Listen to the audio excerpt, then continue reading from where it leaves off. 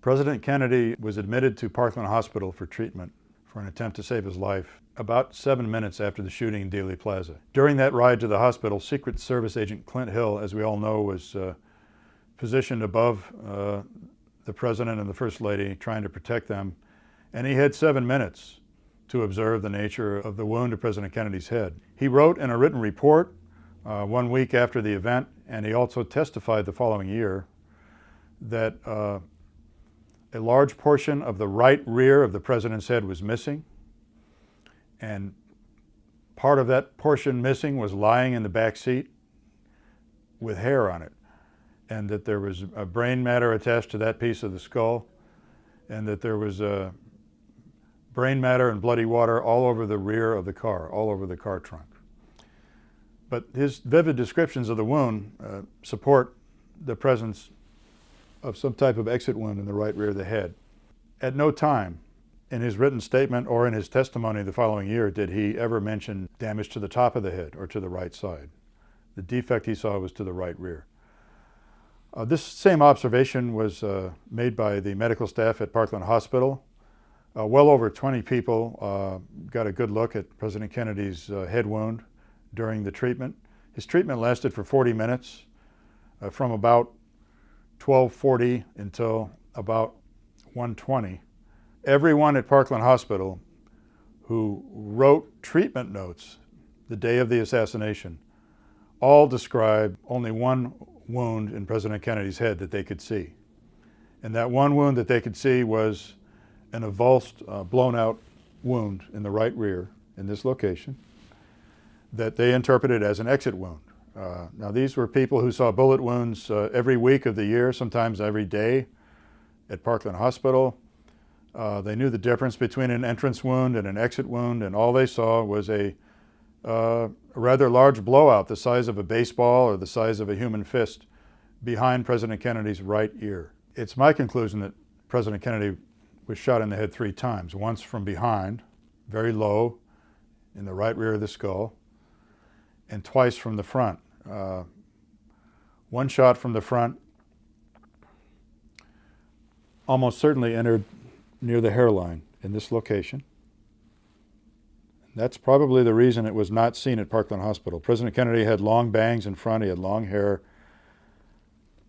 People in Washington, D.C. saw photographs the week after the autopsy which showed an entrance wound in this location, high above the right eye, almost exactly in the hairline.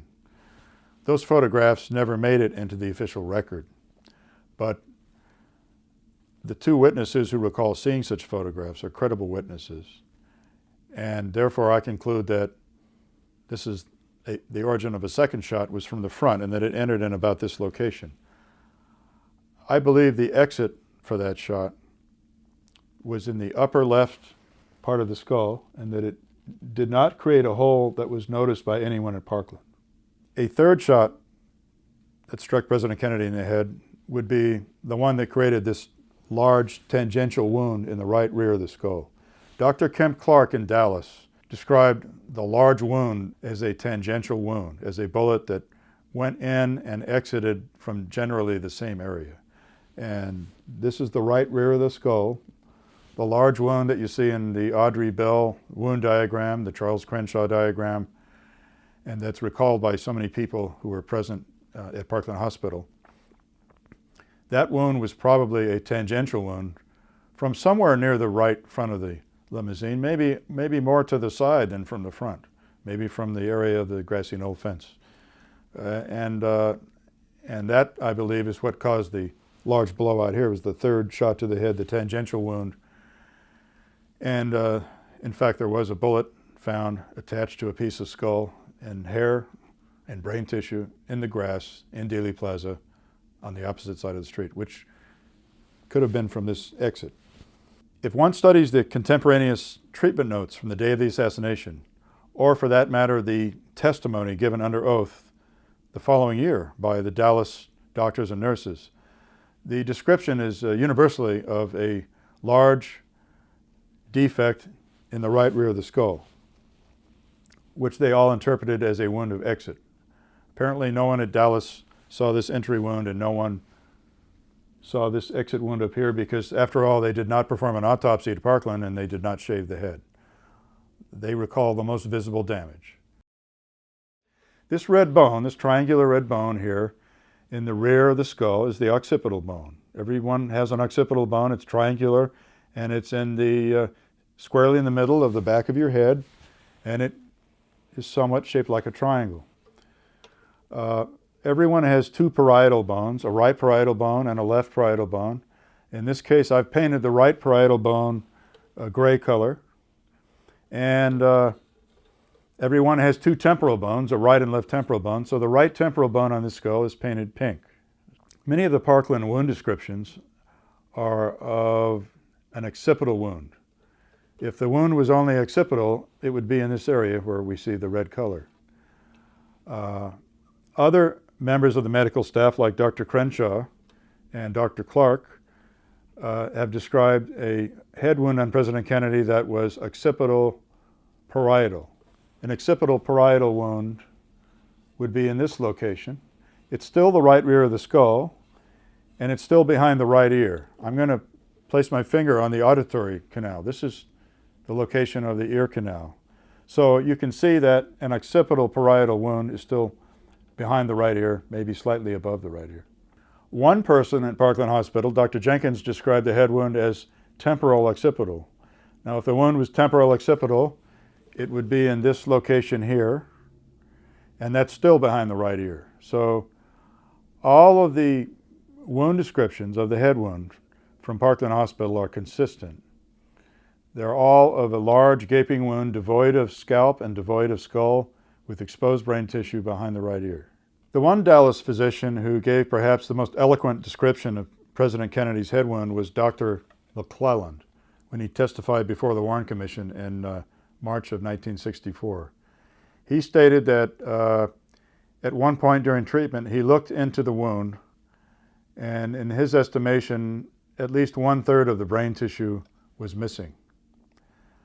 He saw two types of exposed and damaged brain tissue, and one was cerebral tissue, which I've painted blue-gray in this model.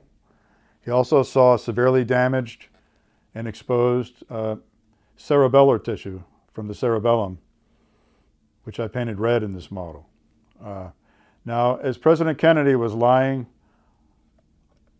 on the gurney for treatment in Parkland, his skull was in this position, and Dr. McClelland made it very clear that at various times during the treatment, during the external cardiac massage and during the treatment on President Kennedy, that portions of his brain left his cranium and fell out onto the cart.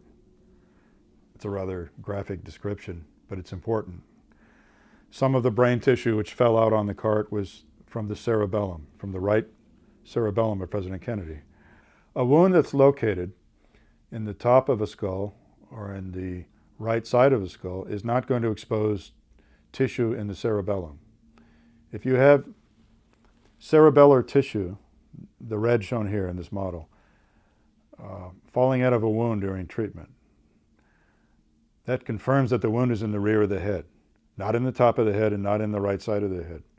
4 different physicians who helped to treat President Kennedy on November 22nd wrote in their treatment notes that they saw damaged cerebellum and that they saw it falling out on the cart.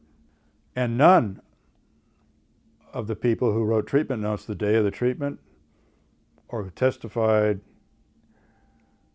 before the Warren Commission in 1964 described the top of the head as missing or described a blowout on the right side.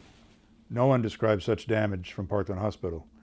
We see such apparent damage in the Zapruder film, but no one among the 20+ treating physicians and nurses described that type of damage on President Kennedy. When President Kennedy's body left Dallas, it had been wrapped in sheets and was placed in a very heavy bronze ceremonial viewing coffin or viewing casket, the kind you would see used at a public funeral. The casket, empty, weighed well over 400 pounds. He had one sheet wrapped around his head and another sheet wrapped around his nude body.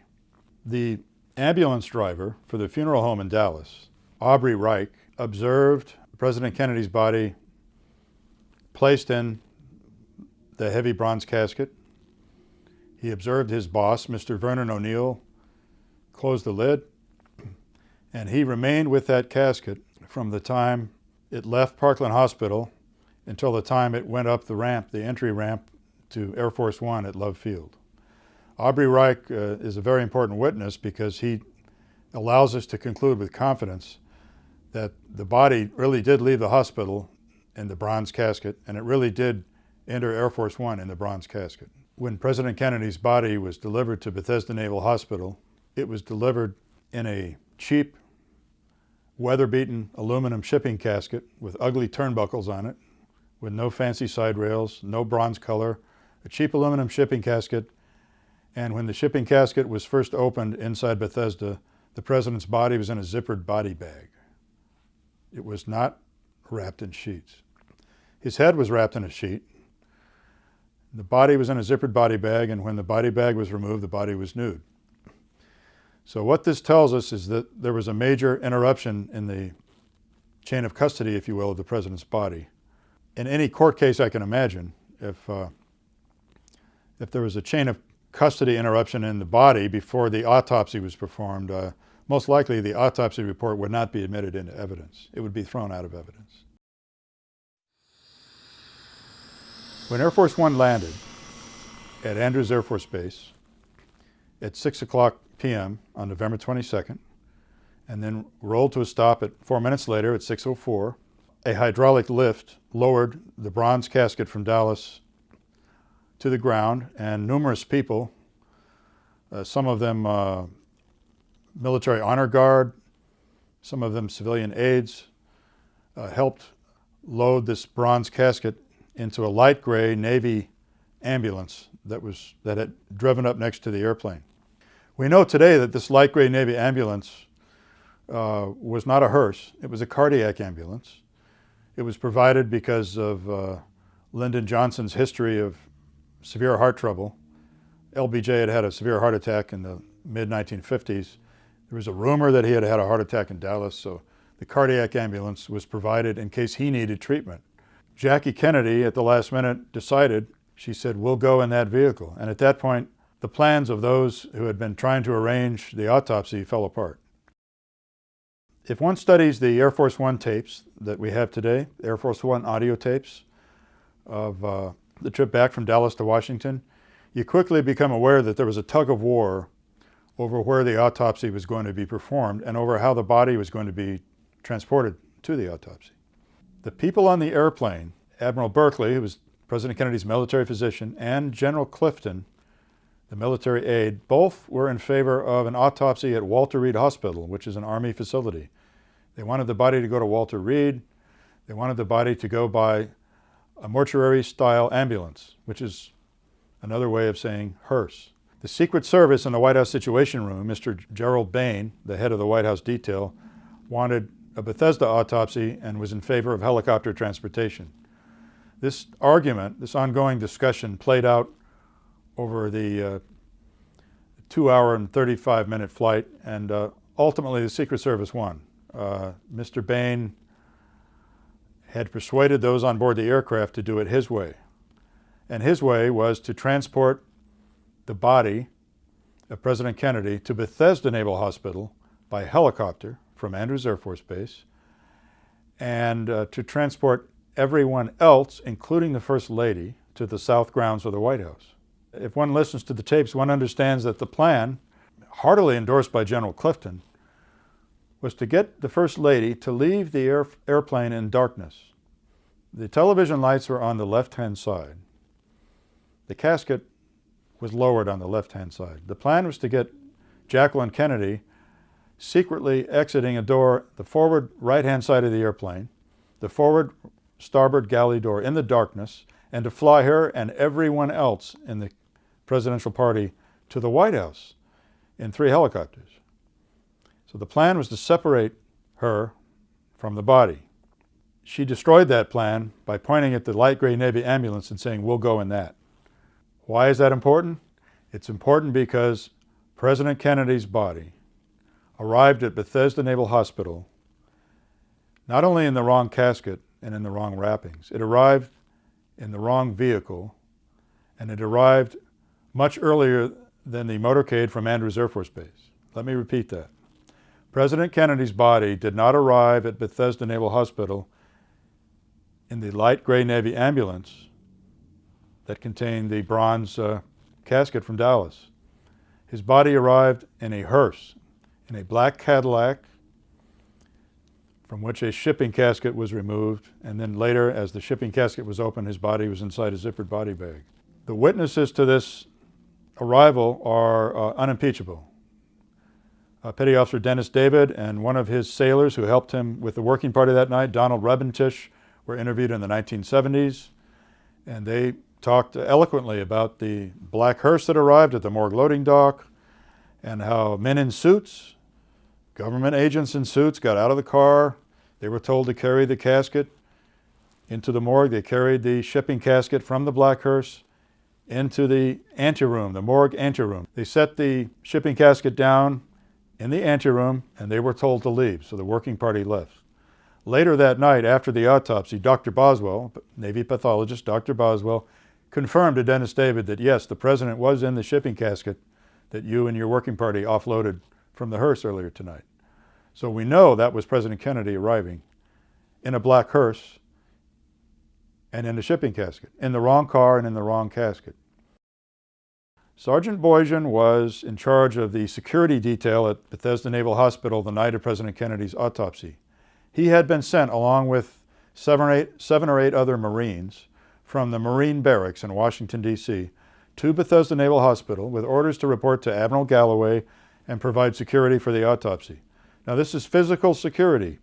These are Marines wearing dark green and light brown uniforms, Marines with guns. This is not an honor guard. This is not the Joint Service Casket Team. This is a security detail. They arrived early that night. They performed security for the autopsy, and 4 days afterwards, on November 26th, Sergeant Boyjan wrote his after-action report. His after-action report is solely about providing security for the president's autopsy. In that report, dated November 26th, he states, the casket arrived at 1835 hours, 6:35 p.m. The motorcade from Andrews Air Force Base did not arrive at Bethesda Naval Hospital until 6:55, 5 minutes before 7. That's right, the Andrews motorcade arrived 20 minutes after the black hearse with the shipping casket. That light gray Navy ambulance then sat out in front of the hospital for 12 minutes. We know about these times because they were all recorded by the newspaper reporters who were present, and they were published in articles the next day in the papers. What this means is that the American public and many people throughout the world witnessed a charade at Andrews Air Force Base. The American public witnessed a large bronze casket being lowered on a hydraulic lift, placed in a light gray Navy ambulance. Jackie Kennedy, Robert Kennedy, and others got in that light gray ambulance and drove to Bethesda Naval Hospital. The American people believed that President Kennedy's body was in the bronze casket that they saw driven away in the light gray Navy ambulance, but it could not have been. We know from Dennis David and Donald Rebentish, we know from the Boyjan report, that a black hearse delivered President Kennedy's body in a shipping casket at 6:35 p.m., 20 minutes before the Andrews motorcade. The two big questions that arise from this are, how did the body get there? And number two, what was the purpose for all this? What was the purpose for getting the body to Bethesda as soon as possible by surreptitious means? Well, we know how it got there. If one studies the Air Force One tapes, one finds a passage in which Roy Kellerman, now Roy Kellerman was Secret Service. He's talking to his Secret Service boss in the White House Situation Room, Jerry Bain. Roy Kellerman identifies, at the end of this long discussion about where the autopsy will be, he identifies 2 helicopters for transportation of the body to Bethesda. Air Force One enters Roger. Go ahead, your traffic now, sir. Digest a duplex. How's this? Go ahead, digest a duplex. Again, I repeat. 3 helicopters. Transport people to the White House lawn, okay? That is affirmative. Roger. Okay. White House 102 and 405X Navy Hospital, okay? That is affirmative. That's a Roger. I will join Hill and his party to Navy Hospital, okay? Digest, this is Duplex. You accompany the body aboard the helicopter. Roger. His boss, Jerry Bain, then tells him, "You accompany the body aboard the helicopter." I've recently studied the videotapes that one can obtain of the arrival at Andrews Air Force Base. And of course, the first thing you see is the bronze casket is put in a light gray Navy ambulance. It's driven off. Then you see President Johnson disembark and make a short speech. I will do my best. That is all I can do. I ask for your help and God's. And then the lights are turned off. They are shut down. All the lights are turned off and the coverage ends immediately. It took, I think, about 6 minutes for LBJ's helicopter to get from Andrews Air Force Base to the White House. In contrast, there were 8 or 9 minutes available as soon as the lights were turned out for a helicopter to transport President Kennedy's body from Andrews to Bethesda Naval Hospital. We have a witness for a helicopter's landing at the Oak Club parking lot. Paul O'Connor, who was one of the Navy enlisted men at the autopsy, has told author William Law in his oral interview that there were helicopters landing out in front of the hospital. We know what those were. That was the Joint Service Casket Team from Andrews Air Force Base, the Honor Guard. And that there was also a helicopter that landed in the Officers Club parking lot behind the morgue in the darkness. That helicopter that landed in the Officers Club parking lot, I'm convinced, is the one that carried President Kennedy's body from Air Force One and met the black hearse, which was surely from Gawler's funeral home, and then transported it to the loading dock at the morgue 3 or 4 minutes later at 6:35. We know from the eyewitnesses, from Dennis David and Donald Robintish, and we know from the Boysian report that President Kennedy's body arrived at 6:35 p.m. in a shipping casket and a body bag, delivered by the wrong vehicle, by a hearse. The question is, why would anyone on Air Force One want to remove President Kennedy's body from the Dallas bronze casket after it was taken on board? And the answer to that question, I believe, lies back at Parkland Hospital. After President Kennedy was pronounced dead, after his body was washed, after he was wrapped in sheets and placed in the bronze casket at Parkland Hospital, the Secret Service tried to remove his body. They had the casket on a rolling gurney on a church truck, and they were taking it out to the ambulance to be taken to the airport to go back to Washington. The county coroner, Dr. Earl Rose, attempted to prevent that from happening. He told the Secret Service in no uncertain terms that it was his job under Texas law to perform an autopsy, and that he was going to do that. There's no doubt in my mind that if Dr. Rose had performed an autopsy, we would have had an honest one, and we would have known exactly how many shots struck President Kennedy and from whence they came. There would not be the doubt that we have today. The Secret Service adamantly refused to comply with his demands. This confrontation went on for 20 or 25 minutes. It went on for a considerable period of time. There were 1 or 2 local policemen who tried to side with Dr. Rose. There was a large contingent of Secret Service who refused to comply and who eventually showed their weapons. According to Dr. Crenshaw in his book, they showed their weapons. Some of the people pulled back their coats and showed their pistols. Another one pulled out a semi-automatic rifle. They showed their weapons and said, "If you don't get out of the way, you'll be run over with the casket." So Dr. Rose lost the battle for custody of President Kennedy's body. The Secret Service executed a quick getaway to Love Field with the bronze casket. I conclude that the reason his body must have been removed from the bronze casket as soon as it was taken on board the airplane, I'm talking about immediately, before the swearing in of Lyndon Johnson. During the initial moments of confusion, as soon as it was taken on board, I'm convinced the body was removed from the casket simply to prevent the Texas authorities from having second thoughts and showing up the last minute at the airport and saying, "No, we're going to do an autopsy in the state of Texas." I'm convinced that's why the body was removed. The Air Force One conversations on the Clifton tapes reveal that Roy Kellerman, the Secret Service agent on the airplane, he had set aside 2 different helicopters to transport the body to Bethesda. Now, on the surface, that doesn't make sense. Why would anyone need 2 helicopters to transport one body to a hospital? I think that selection is proof that the body had been removed from the Dallas casket. I think one of those 2 helicopters had to be for the public display, for the Dallas casket coming down on the hydraulic lift, which surely was going to be photographed by television cameras. Everyone knew that. And the second helicopter to go to Bethesda was surely needed for the surreptitious transportation of the president's body, which had been removed from the Dallas casket before takeoff.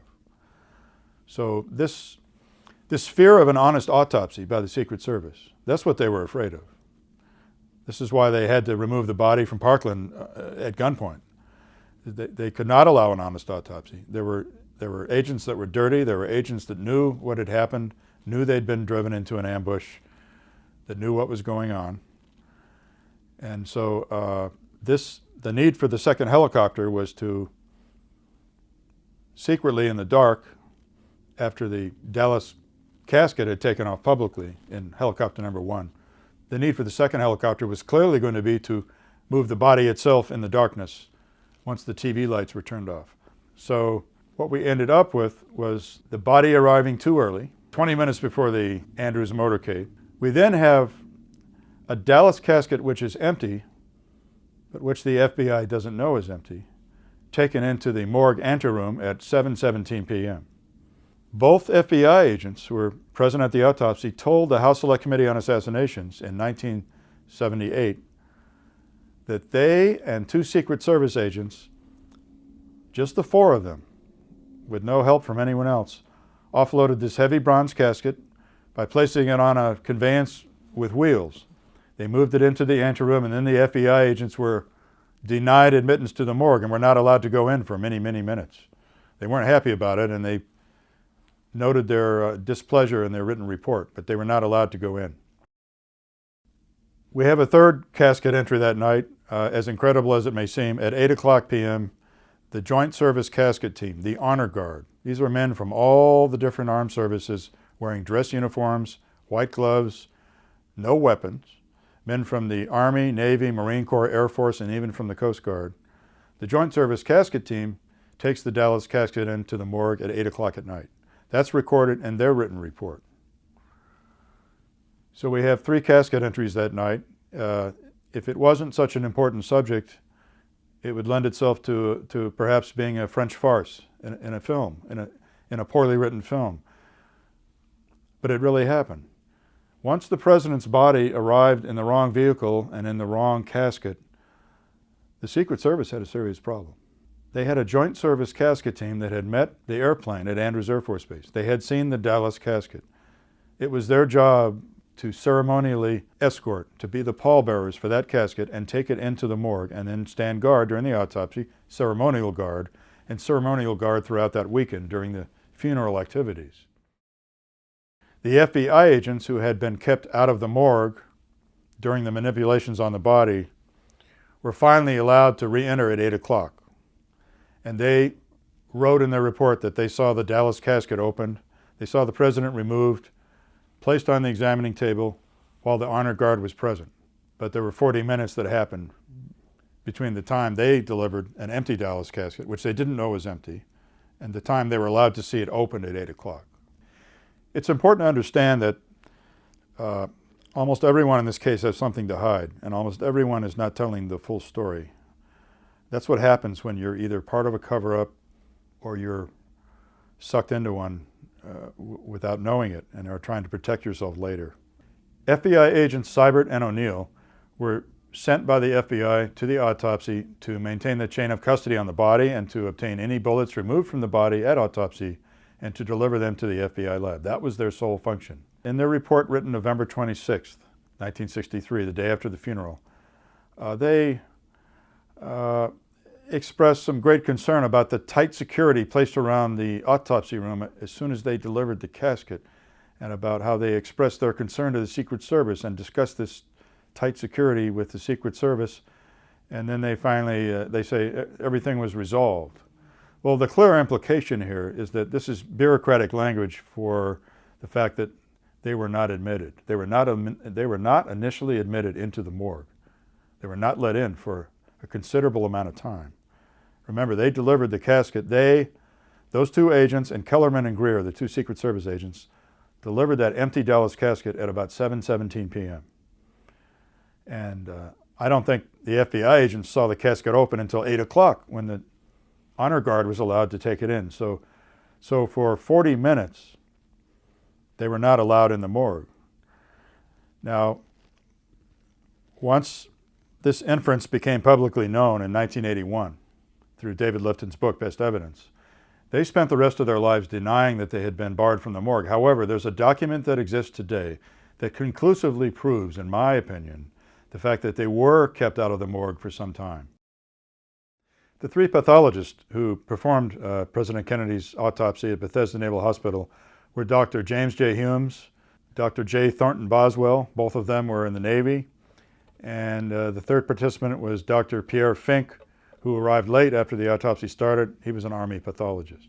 Dr. Boswell, who was assisting Dr. Humes, drew a sketch of the damage to President Kennedy's skull on the back of the autopsy body chart. And he drew in a very large area surrounded with a dotted line and wrote the notation 10 by 17 missing.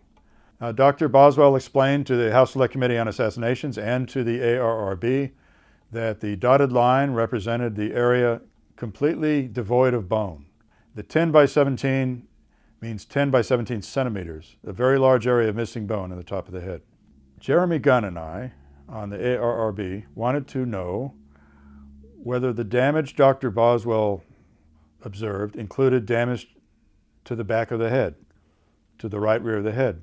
So we requested that Dr. Boswell make a three-dimensional rendition on a skull model of that damage that he observed. Because after all we had was a two-dimensional drawing of the top of the head. So Dr. Boswell took in his hand one of the skull models we provided, and with a marking pen denoted the area of missing bone in President Kennedy's cranium. Now, this was the sole purpose of this exercise. Where was the missing bone and where was the entrance wound that you described in the autopsy report? I made a copy on my own skull model of the markings Dr. Boswell made on the skull model that's in the archives today. This area here, which I'll slowly rotate, is the area of missing bone noted by Dr. Boswell. So I'm going to rotate the skull down.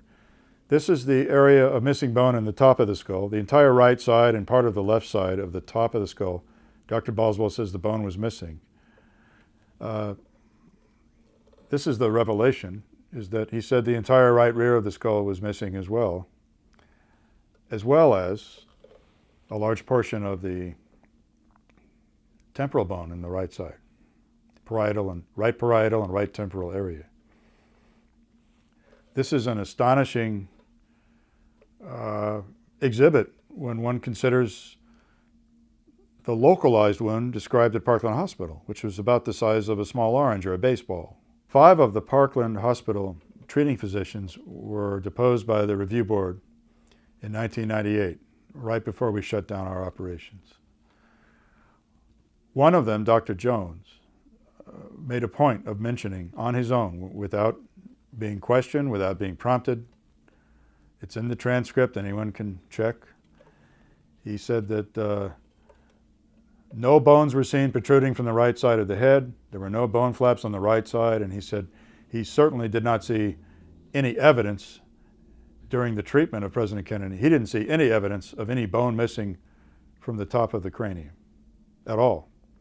He volunteered that information. He thought it was important enough to volunteer that information because all of these Dallas physicians have seen the bootleg autopsy photos many times.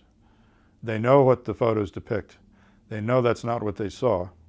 Dr. Jones went out of his way to specify for us under oath that he did not see any missing bone in this area or in this area at Parkland Hospital. So what does this mean? It's clear to me that Dr. Boswell's sketch was a con job. It was an historical con job. He was recording for the record the damage created to President Kennedy's cranium during the pre-autopsy postmortem surgery at Bethesda Naval Hospital. He's recording this and representing it dishonestly as damage caused by the assassin's bullet, quote unquote. So you'll notice that Dr. Boswell's entry wound on the skull is down low.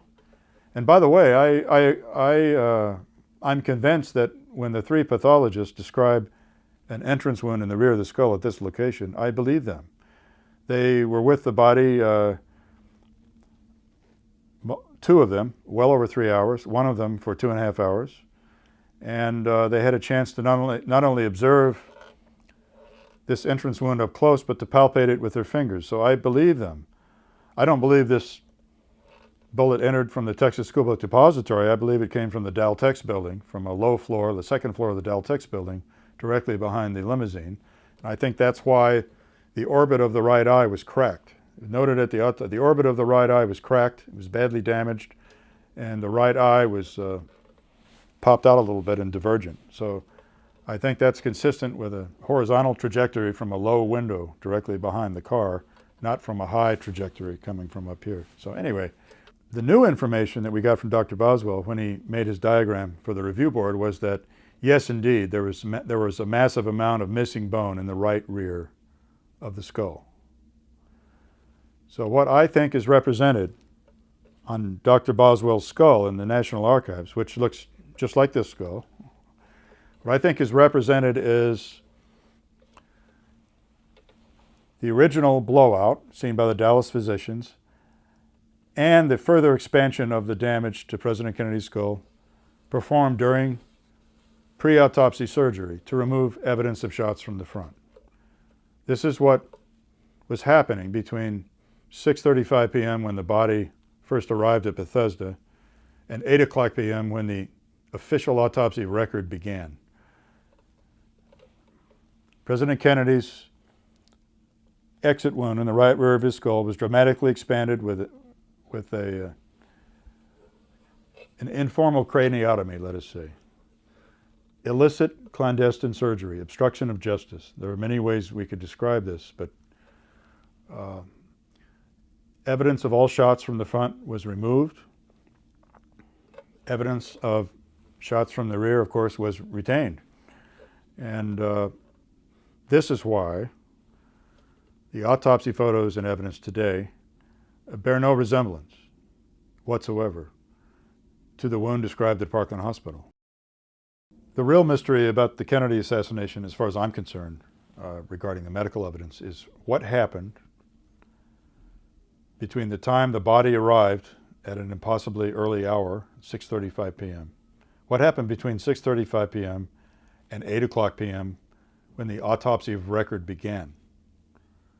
We know the autopsy of record began at 8 o'clock when a large audience was admitted into the morgue. They sat in the gallery, at least 35 people, and when the Dallas casket was opened and people saw President Kennedy's body removed from the Dallas casket at 8 o'clock, placed on an examining table. What happened between 6:35 and 8 o'clock? This is the key to understanding all the conflicts in the evidence, in the medical evidence in this case. The people who killed President Kennedy had a plan ahead of time. They had a patsy selected. The patsy had a location. It was a man in a building behind a man in a car, well above and behind the man in the car. A lone assassin scenario. That's the official cover story. So the medical evidence had to be made as much as possible to comply with this cover story. And the trouble is, as soon as William Greer and Roy Kellerman left Dealey Plaza with the mortally wounded president in their vehicle, they knew that they had a problem, because they knew that there had been several shots from the front and that the president had been hit from the front as well as behind, and that they knew there was a problem. This is why they couldn't allow an honest autopsy in Texas. They were under instructions to get it back to Washington where we can take care of the problem, where we can fix it. After working for the review board for 3 years After swimming in the sea of the medical evidence every day for 3 years, after working on my book for about a decade, this is what I've concluded. The president's body arrived at 6:35 p.m. We know that. There was a quick initial examination of what had really happened, and a small number of photographs were taken of the true damage. We know that because there were people who saw these photographs the week after the autopsy. They never made it into the official record, but there were people, specifically Dennis David, Petty Officer Dennis David at Bethesda, and photographer Joe O'Donnell of the U.S. Information Agency. They saw photographs that showed the true wounds. A large hole in the back of the head, an entry wound in the throat, and an entry wound way up above the right eye. They saw those photographs. An initial examination was conducted. A few photographs were taken. And then I'm sure, there's no doubt in my mind, that Doctors Humes and Boswell, the two Navy pathologists, were given orders to sanitize the crime scene. And the way you sanitize this crime scene is to remove all evidence of frontal shots from the body. It's that simple. They had a nasty job to perform. There's no doubt in my mind that somebody used a World War III cover story. We can't tell the American people that communists killed the president shooting from multiple locations, because if we do, there'll be World War III and 40 million people will die. Those are the words of Lyndon Johnson. So I'm sure Humes and Boswell were ordered to sanitize the crime scene, to sanitize the body and remove evidence of shots from the front. So I conclude that this illicit, clandestine post-mortem surgery began maybe about 10 minutes after the body was examined. Maybe about 10 minutes to 7, 5 minutes to 7. It was a quick, dirty, and hurried job. Lasted maybe 12, 15 minutes. You had an entrance wound here, which they didn't see at Parkland because of the president's hair, but which was seen later in some photographs. This was removed with a large incision. That incision can be seen in the right superior profile color photograph. That is a man-made incision in that photograph. I'm sure that bullet tracks in the brain were removed. Brain tissue was removed wholesale. The most obvious wound seen in Dallas, which was this large tangential wound or exit back here, was grossly expanded by Dr. Humes. Dr. Humes always stated that he never had to perform a craniotomy to get the brain out of President Kennedy's cranium. A craniotomy is a skull cap removal performed by people doing brain surgery on living people or by pathologists doing autopsies on dead people. Dr. Humes always insisted that he never had to perform a craniotomy, that the damage from the assassin's bullet was so great that he just basically had to cut a little scalp here and there with a small incision and remove the brain. Well, that's nonsense. I'll tell you why it's nonsense. 3 witnesses to President Kennedy's wounds right after he arrived at Bethesda saw the same head wound seen in Dallas. Young Tom Robinson was a 20-year-old mortician working for the Gawler Funeral Home. He's one of the 2 people who arrived in the black hearse at 6:35 p.m. His wound diagram, made for the review board in 1996, shows a large wound in the back of the head, almost identical to what Nurse Bell drew and to what Dr. Crenshaw drew. He also drew dotted lines on the back of the skull, above and below the wound he recalled, the bullet wound. We asked him, "What are the dotted lines in your diagram?" He said, "Oh, that's where the doctors had to saw the skull open to get the brain out." Now, in a normal case, there would not be anything unusual about that statement. But in a case where the chief pathologist says, "I never had to perform a craniotomy," that's a very important statement. There's another witness to postmortem surgery to expand President Kennedy's head wound. That's Ed Reed. Ed Reed was one of the 2 X-ray technologists, one of the young Navy enlisted men.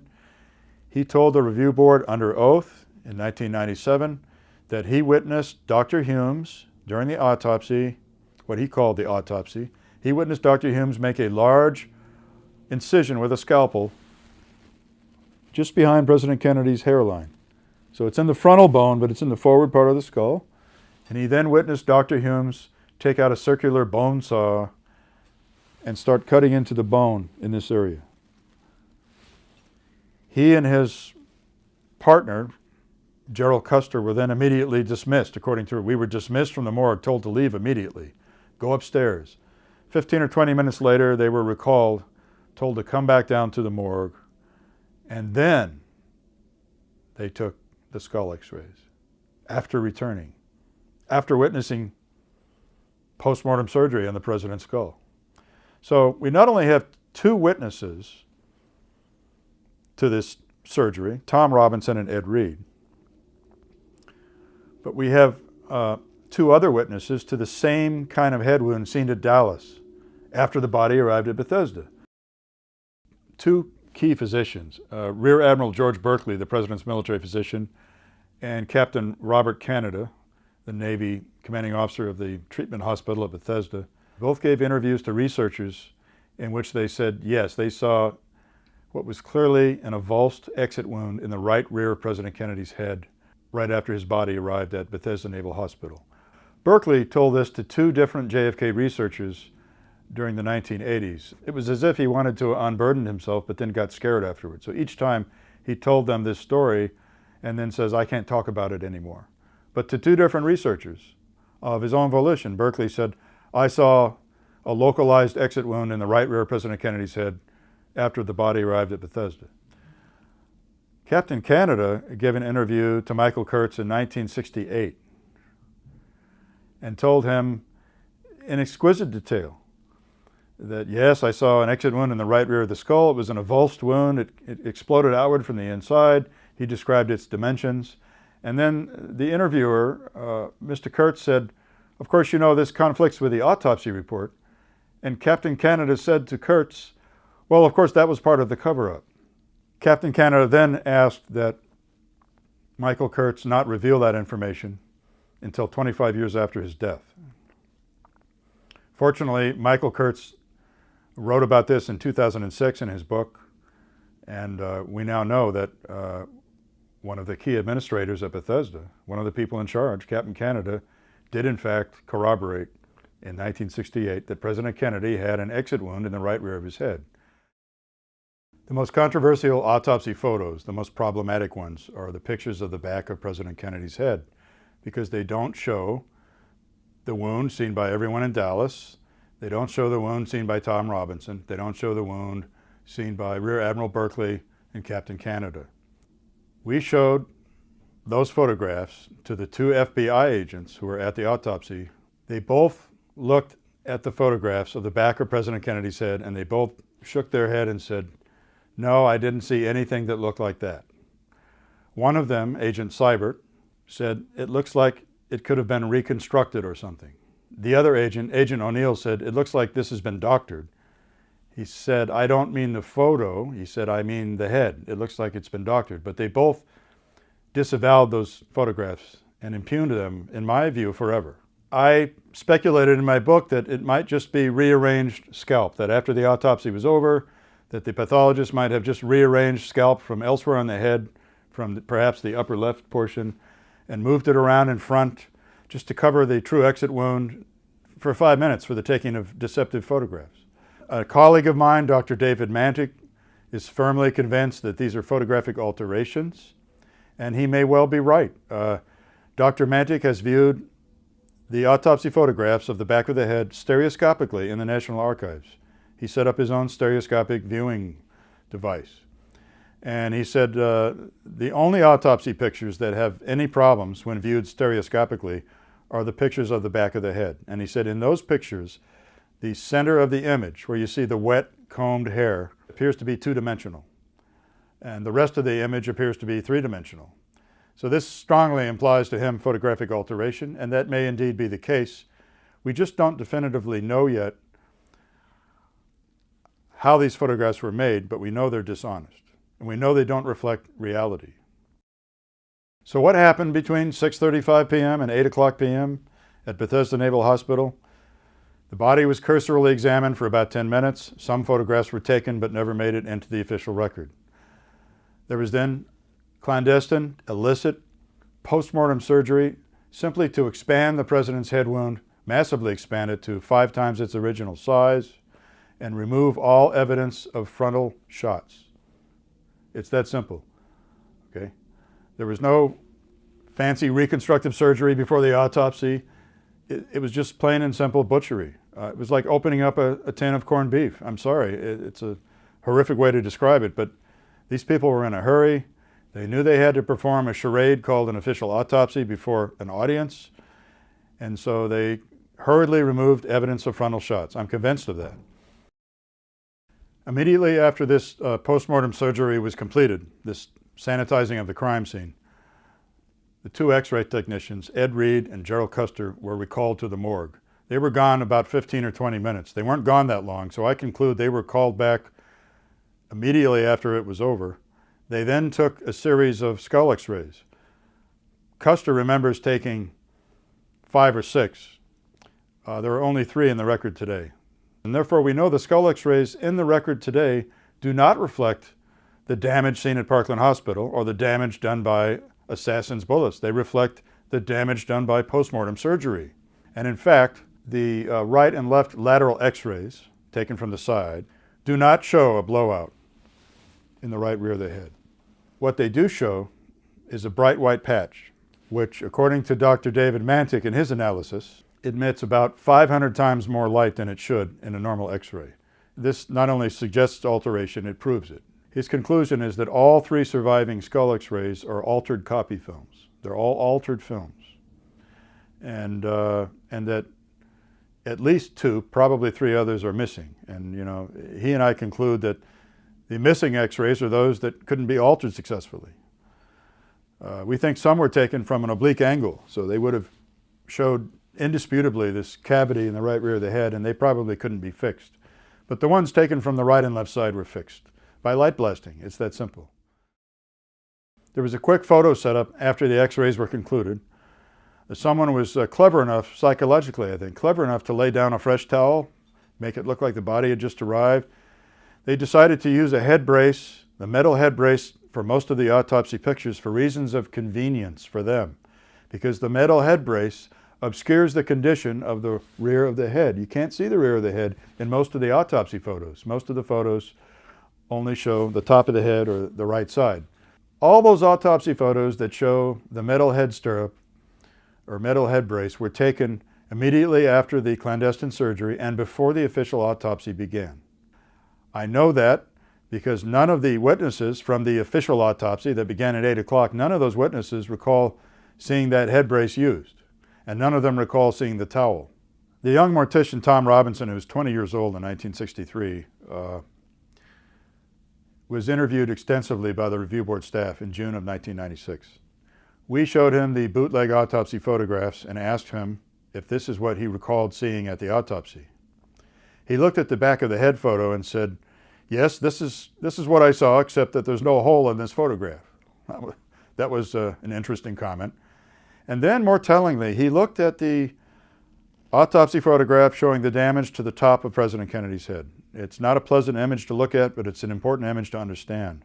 Tom Robinson looked at that photograph and frowned and became visibly agitated. And he said to us, and I'm quoting to the best of my ability, he said to us, quote, "Well, that makes it look like that's what the bullet did." He said, "That's not what the bullet did, that's what the doctors did," unquote. So for Tom Robinson, a man who arrived at 6:35 p.m. in the black hearse with the shipping casket, who was present during the entire pre-autopsy surgery, for him to say, "That's not what the bullet did, that's what the doctors did," is significant to me. It's extremely important and confirms my hypothesis that most of these autopsy photographs were taken before 8 o'clock, before the official autopsy began. So the sequence that I see evolving inside the Bethesda morgue between 6:35 p.m. and 8 o'clock when the autopsy begins is first an initial inspection, initial photographs, which never made it into the record, then clandestine postmortem surgery to remove evidence of shots from the front. Then the head series of the X-rays were taken. Then a quick series of photographs was taken.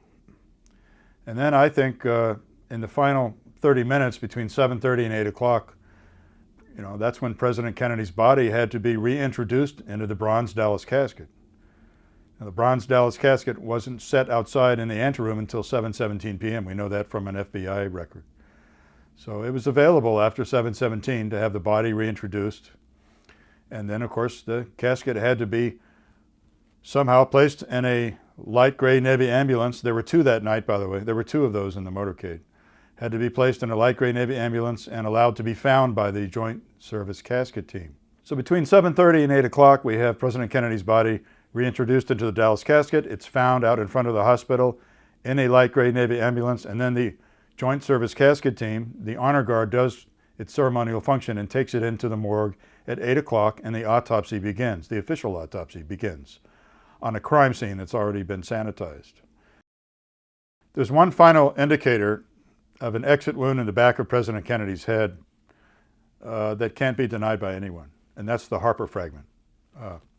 On November 23rd, the Saturday after the assassination, a young pre-med student, Billy Harper, found a piece of bone in the grass in the middle of Dealey Plaza.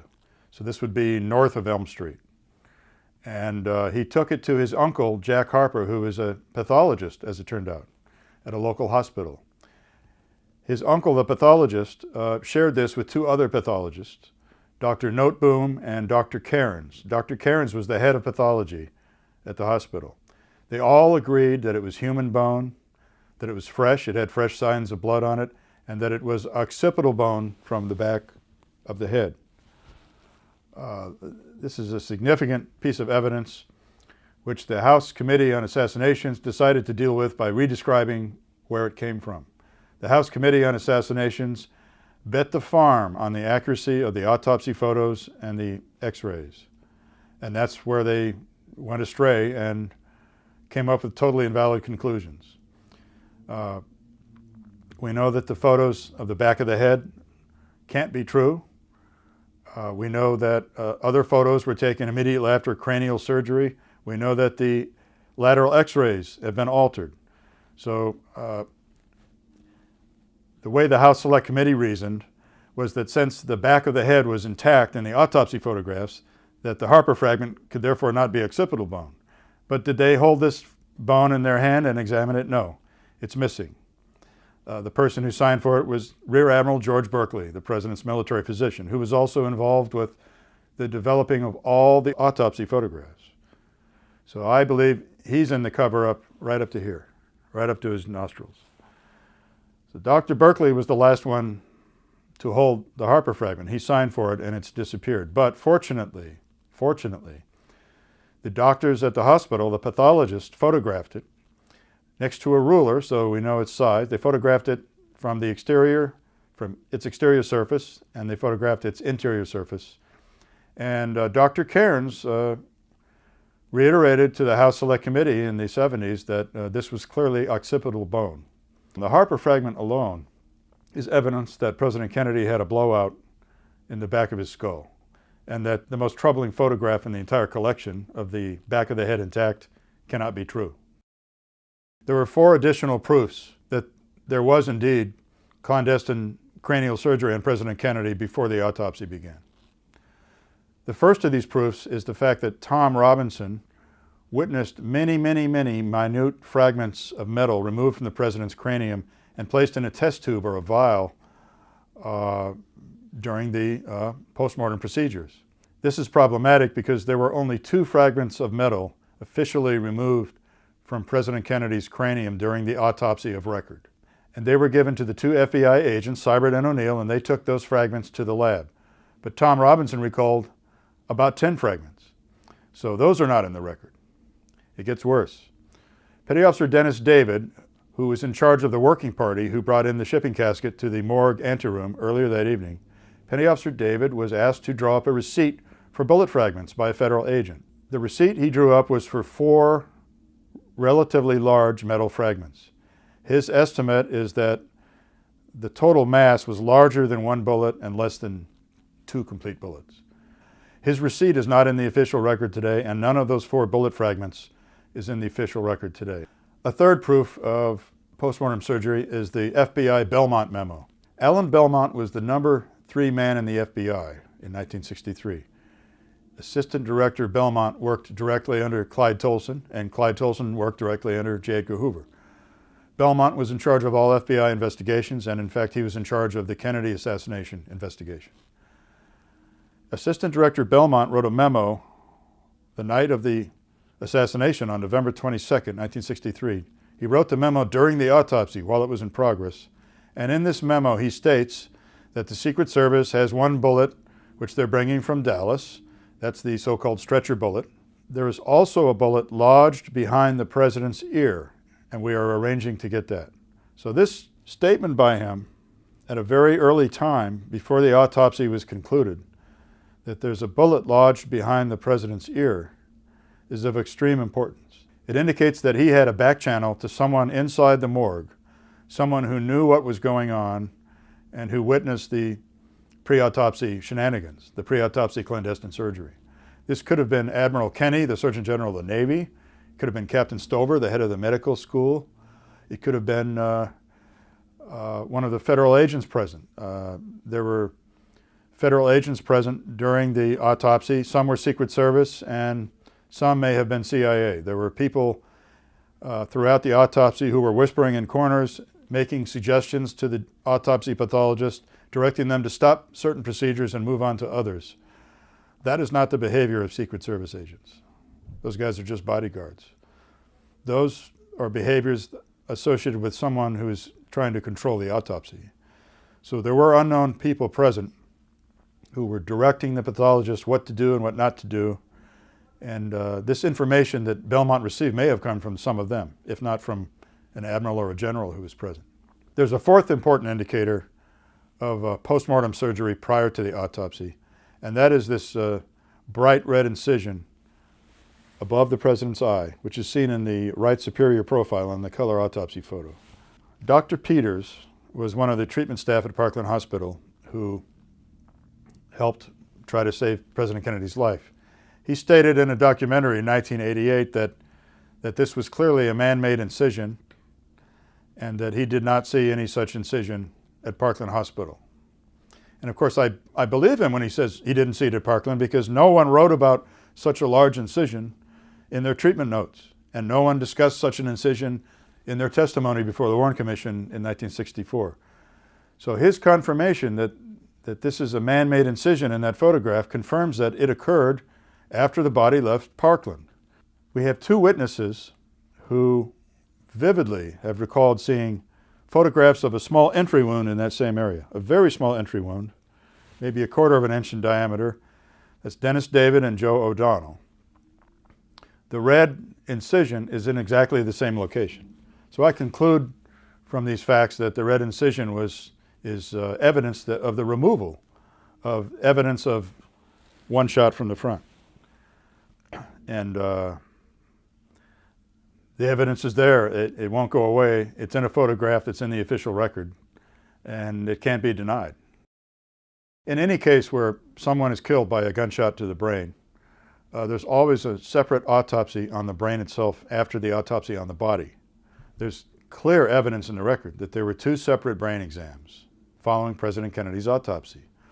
This just doesn't happen unless someone's engaged in a cover-up. We knew there was a brain examination following President Kennedy's autopsy because there was a supplemental autopsy report published, which is largely about the brain examination. There was no typewritten date on the supplemental autopsy report about the brain exam. There's no typewritten date. There's a handwritten date of 12/6/63, but it seems that that's just the date that he passed it to higher authority. The people that support the very early brain exam, and were very clear about it, were Dr. Boswell, the number 2 pathologist, John Stringer, the official photographer, and a gentleman at Bethesda who processed brain tissue that day on Monday, which was a holiday for everyone else in America, but not if you were working on the president's autopsy. So those 3 people recalled that this occurred on Monday with no doubts whatsoever, and they said it to the House committee and they repeated it to the review board. Dr. Humes was always quite evasive on when the brain exam was conducted. The first brain exam, by the way, was the authentic brain of President Kennedy. It was President Kennedy's brain. You would think Dr. Fink would have been invited, but he wasn't. He recorded in his notes, and in a later report he wrote for the Army, that he was called by Dr. Humes on November 29th, not the 25th. The 25th is Monday. That's when President Kennedy's brain was examined, Monday morning. He was called by Dr. Humes on the 29th of November and told there would be an examination of the brain and that he would participate in it. He doesn't say when it was conducted. He doesn't say whether it was conducted on that day, the 29th, or subsequently. But there's another source that indicates there really was a second exam, and that's Navy Chief Boyers, who wrote about processing brain tissue from the president on December the 2nd. So we know from Dr. Fink's written report to the Army and from Chief Boyer's interview with the House Committee on Assassinations that there was a second brain exam that took place between November 29th and December 2nd. This was clearly a substitute brain, a fraudulent specimen. It clearly was the source for the photographs that are now in the National Archives. The photographs of a brain in the National Archives cannot be photographs of President Kennedy's brain. I'll tell you why. FBI agent Frank O'Neill looked at those photographs in the archives and said, no, he shook his head, he said, no, this can't be President Kennedy's brain because I saw President Kennedy's brain after it was removed and it was over half missing. Over half of the tissue was missing. O'Neill also told us that all of this material in President Kennedy's brain was gone in this area. There was some missing in other areas, but this was all gone. And in the brain photographs in the archives, the right cerebellum is completely intact, and the cerebral cortex in this area is disrupted, but it's still present. Tom Robinson, the mortician from Gawler's Funeral Home, also told the review board that all of this mass was missing from President Kennedy's brain. So the photographs in the archives don't match the recollections of Tom Robinson or Frank O'Neill, or for that matter, of the Dallas treating physicians who all described massive damage to the brain in this area. It gets worse. The official photographer, John Stringer, recalled that the brain that was examined at the brain exam on Monday the 25th was serially sectioned. In other words, the bread loaf type incisions were made one by one, and the preserved brain was sliced into different segments, and each section that was sliced off the brain was placed on a light table and was lit from below and from above by a flash unit, and that he photographed each section one after the other on the light box. And of course there are no photographs of sections with the brain photographs in the archives.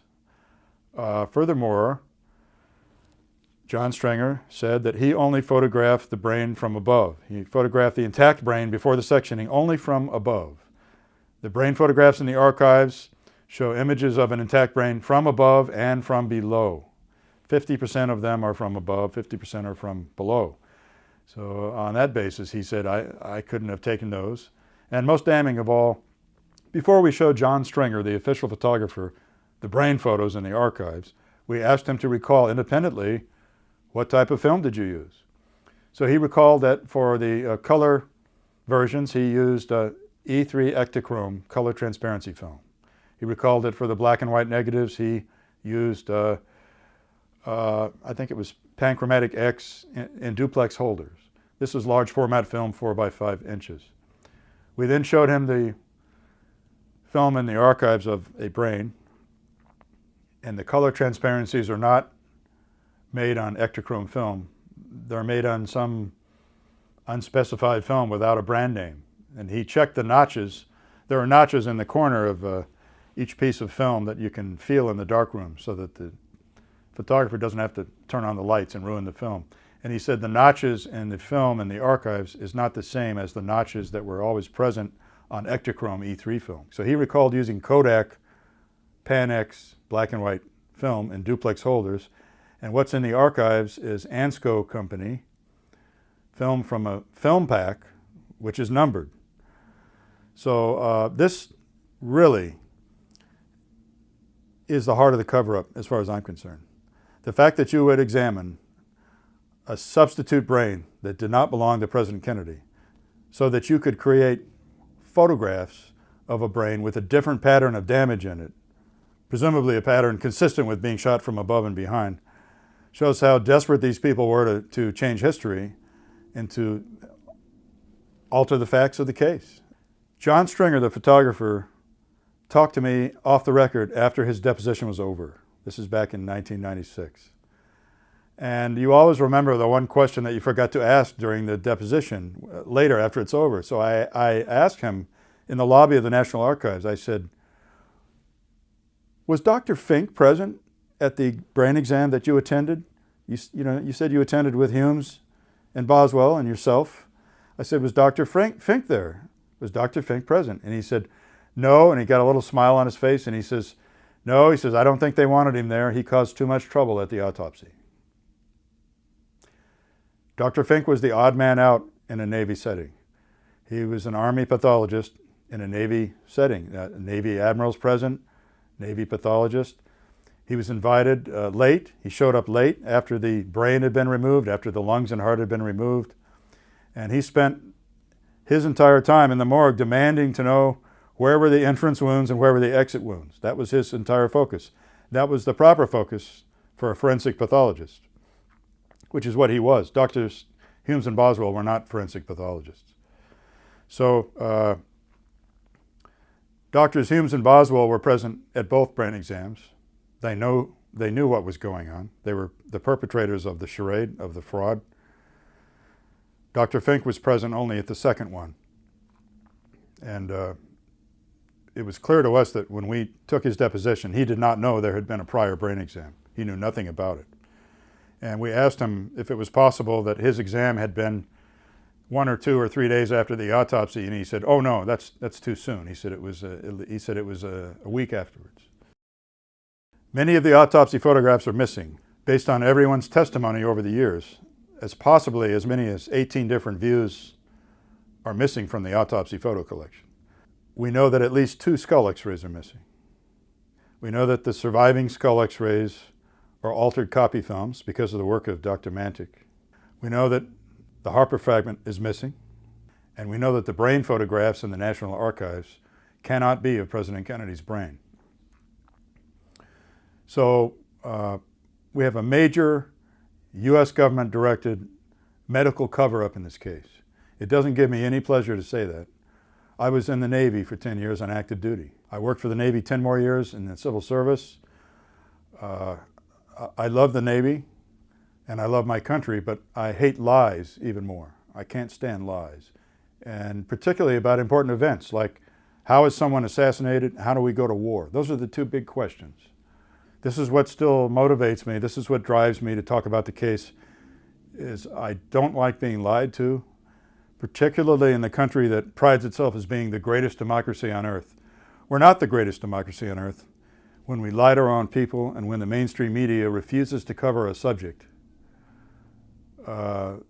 except to reinforce the government's views.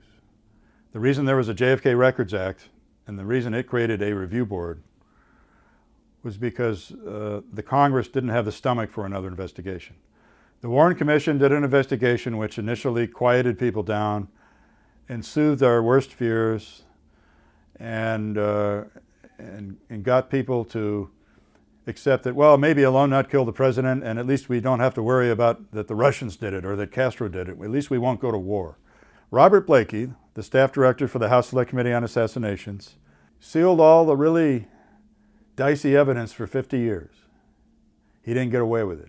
Because of Oliver Stone's movie and the uproar caused by the film JFK, the American people demanded to know what are all these records that are still being withheld. As a result, the JFK Records Act was passed, and in 1993, the sealed records of the HSCA staff that would not have been seen for many more years were opened. And I was one of the first people to get to look at them, and they're all in the National Archives today. And we know now that there were 8 people they interviewed who disagreed with the autopsy photograph showing the back of the head intact. Disagreed. And yet the House Committee published a lie in Volume 7. In the medical volume, they published the big lie, which said that all of the people we interviewed agreed with the location of the wounds depicted in the autopsy photographs. The House Committee knew that wasn't true, and they sealed the evidence for 50 years. They also deposed Robert Knudsen, a Navy chief, who was involved with developing autopsy photos the weekend after the assassination. His deposition was disturbing to them because he contradicted everything they thought they knew about the autopsy photos, about when they were developed, about how many there were. They buried his deposition for 50 years and never admitted that they took his deposition. They never even wrote about it in their 12 volumes. They took the deposition of Dr. Ebersol, the radiologist at the autopsy, and they wouldn't publish it in their report. They sealed it for 50 years. But now we have it. So no, I don't think there'll be another investigation. I'm sorry. I think the subject is radioactive to the U.S. government.